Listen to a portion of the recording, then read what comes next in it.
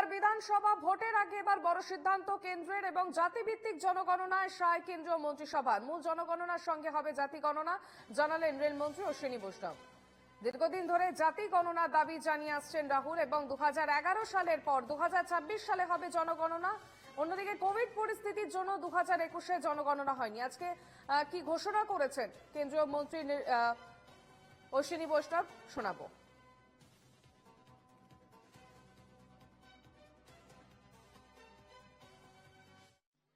आज दिनांक 30/4/2025 के दिन प्रधानमंत्री श्री नरेंद्र मोदी जी के नेतृत्व में राजनीतिक विषयों की कैबिनेट समिति ने यह निर्णय लिया है कि जातियों की गणना को आने वाली जनगणना में सम्मिलित किया जाए।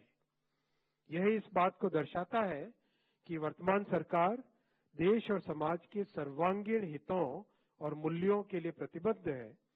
जैसे कि पहले भी जब समाज के गरीब वर्गों को 10% आरक्षण का प्रावधान किया गया, तब भी समाज के किसी घटक में तनाव उत्पन्न नहीं हुआ था। हालांकि कई राज्यों ने सर्वे के माध्यम से जातियों की जनगणना की है। जहां कुछ राज्यों ने यह काम सुचारू रूप से संपन्न किया है, वहीं कुछ अन्य राज्यों ने राजनीतिक दृष्टि से और गैर पारदर्शी ढंग से सर्वे किया है। इस प्रकार के सर्वे से समाज में भ्रांति फैली है। इन सभी स्थितियों को ध्यान में रखते हुए और यह सुनिश्चित करते हुए कि हमारा सामाजिक ताना बाना राजनीति के दबाव में न आए, जातियों की गणना एक सर्वे के स्थान पर मूल जनगणना में ही सम्मिलित होनी चाहिए।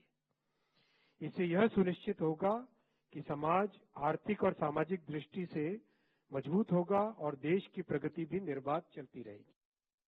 साथियों, आप सब जानते हैं कि कांग्रेस की सरकारों ने आज तक जाति जनगणना का विरोध किया है। आजादी की बाद की सभी जनगणनाओं में जातियों की जनगणना नहीं की गई। 1947 के बाद से अगर देखें, वर्ष 2010 में तत्कालीन प्रधानमंत्री दिवंगत डॉक्टर मनमोहन सिंह जी ने लोकसभा में आश्वासन दिया था कि जाति जनगणना पर कैबिनेट में विचार किया जाएगा। तत्पश्चात एक मंत्रिमंडल समूह का भी गठन किया गया था, ग्रुप ऑफ मिनिस्टर्स, जिसमें अधिकांश राजनीतिक दलों ने जाति आधारित जनगणना की संस्तुति की थी। इसके बावजूद कांग्रेस की सरकार ने जाति जनगणना के बजाय एक सर्वे कराना ही उचित समझा।